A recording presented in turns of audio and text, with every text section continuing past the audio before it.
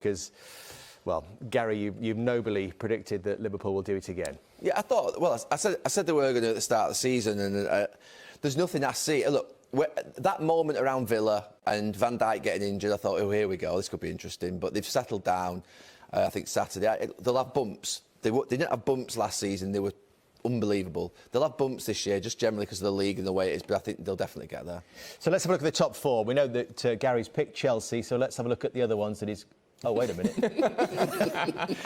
You can't have 5 finishing in the top 4. You're allowed to change your mind.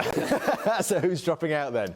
No, I think... I don't... I mean, to be honest with you, I said Chelsea I thought could finish. That last one, I think City United will definitely finish in the top 3. And I think it'll be Chelsea or Tottenham. And it's a flip of a coin, to be honest with you.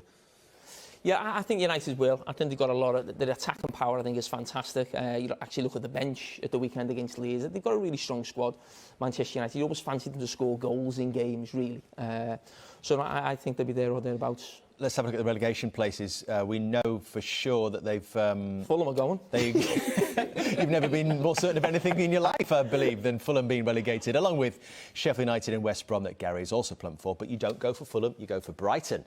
Yeah, not really. I mean, I think, to be fair, it could be Fulham, but the fact that he said there is nothing as sure than Fulham will go down, it just made me go for someone else. And I want to know what the forfeit is if Fulham actually do stay up. There must be a forfeit for that. I mean, you can't say that after one game, that basically it's the most certain you've ever been about anything that Fulham will go down. I think a week of pre-season training at Fulham next season. No, it's got to be more than that. It's got to be more that could really hurt. Fulham fans, just tweet in about what you'd like him to do. Are you still as sure? This is your chance to come back. I'll take the owner out for a meal. I gave him a bit of stick as well, didn't I? You did.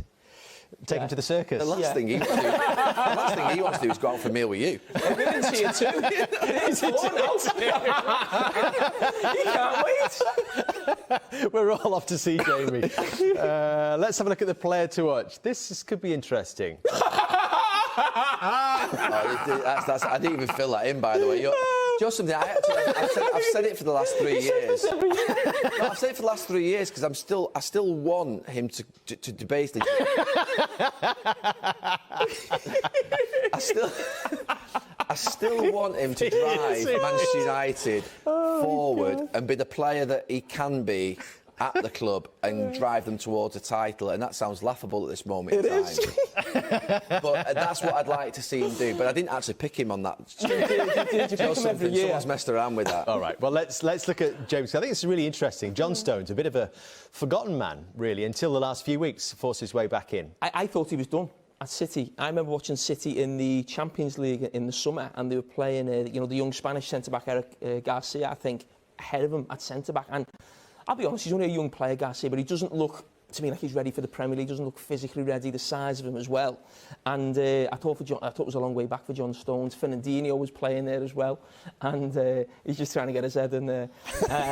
But I do think if he now is in the team, you said before about Laporte not playing. Laporte's been left out for John Stones. You'd never believe that a few months ago.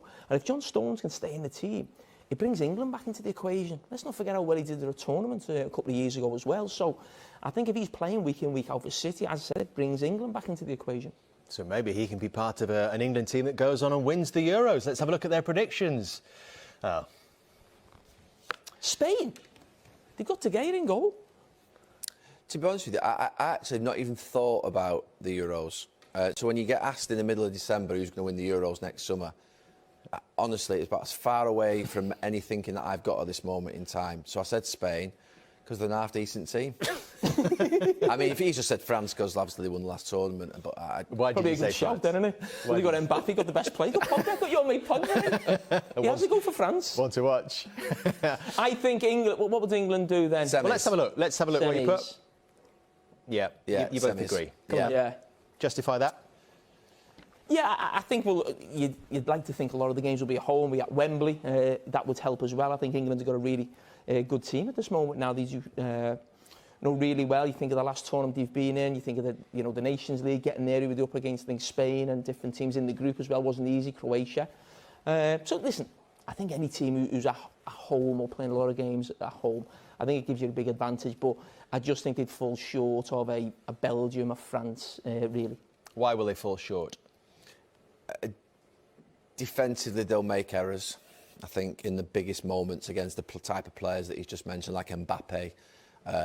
Those moments just those little touches where you give a little penalty away, little rash moments that we saw in the last World Cup against Croatia. I think